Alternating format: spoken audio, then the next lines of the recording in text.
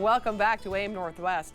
It can be hard to set boundaries, especially when a person is neurodivergent. Here to share the importance of self-advocacy and how to build it, we welcome back the author of the Autistic Burnout Workbook, Dr. Anna Neff. Good to see you again. First of all, let's talk about neurodivergency. What is it exactly?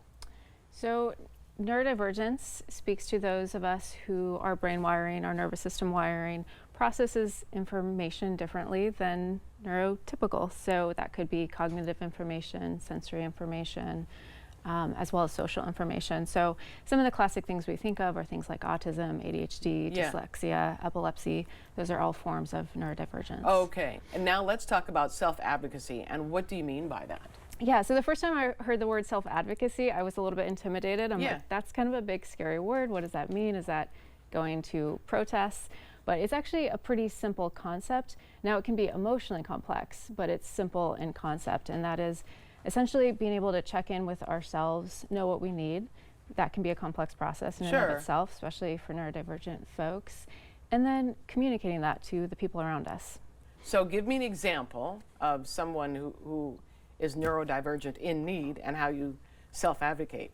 So actually the very first time I came on your show, I did it. So I mentioned to your producer, I'm autistic, and it's really helpful for me to have the questions ahead of time so I know what to expect. Right. And so that was a way of self-advocating, and that was actually incredibly helpful for me the first time I came on. Oh, because you said what you needed. Yeah. And it worked. Like, yeah. Do some people not want to speak up for themselves? Do some people not want to advocate for themselves? Yeah, I mean, it requires, again, it requires that level of self-knowledge that can be hard for us, of even what do I need. And then it also requires assertive communication, and that can be really hard for many of us, especially if we've adapted to our social differences by becoming very hyper-vigilant to the people around us of what they might desire or want, and if we've become people pleasers in response to our social differences, that can make it really hard to communicate what would benefit us or what we need. I want to hear another example. So getting your questions ahead of time helped you to be calm down, maybe? Yeah, because it gave me a chance. I could pre-script it, which is better for my processing. I also know what to expect, and so those were helpful things. Another one would be, for example, going into a restaurant. I might disclose, and this is something I call a partial self-disclosure. I wouldn't necessarily feel comfortable sharing with that person I'm autistic, so I might say, I have sensory sensitivities. Is it okay if I am seated over here? And in that sense, I'm pairing my self-disclosure to the specific need I'm trying to address. And so that is that I'm having sensory sensitivities and I'm requesting a different seat because of that. So that would be another example, and something that can feel more comfortable for us when we're not in a situation where we necessarily feel safe or comfortable with a full self-disclosure, like telling someone that we're ADHD or autistic. Well, I can see though how if you disclose that you have autism or ADHD, that people will then all of a sudden go, okay, sure, now I understand. You're not someone who's being difficult just for the sake of being difficult. Exactly, and I think that becomes so important because so many of our traits get labeled as that. As being difficult, being rude, being lazy.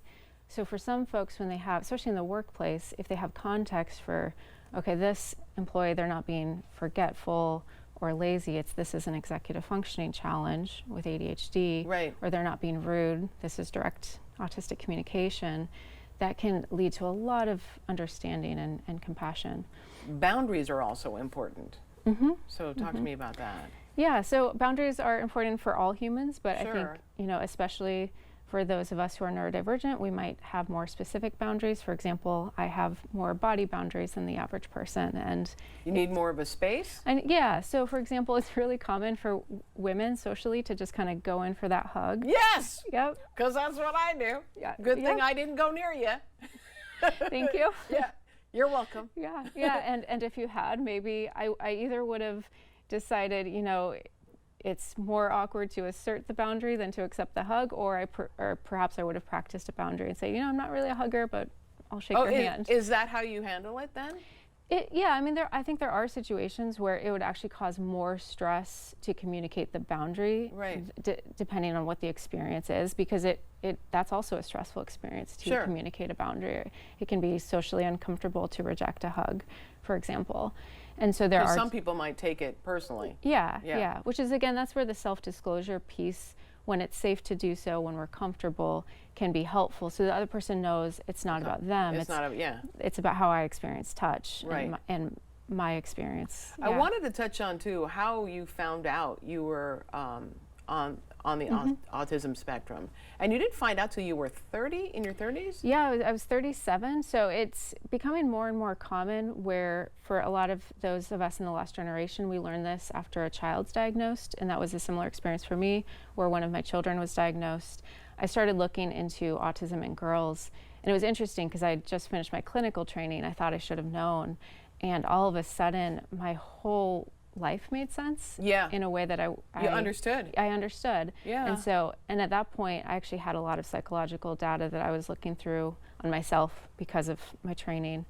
And so it became pretty clear to me, and then I went through the formal assessment process. All right, and in a little accommodation, you carry your, like, what do you call the ball that you carry? It has a name, but it's, I mean, I call this a fidget or a sensory support. But yeah, this would be an example of this is an accommodation, an informal one that I brought in and that I'm using to support me. And it grounds me. Thank you so much. We want to tell everyone your book again is titled The Autistic Burnout Workbook. Dr. Megan Anna Neff, thank you again. Great to see you. I won't hug you. All right, we'll be right back with more AM Northwest. Don't go away.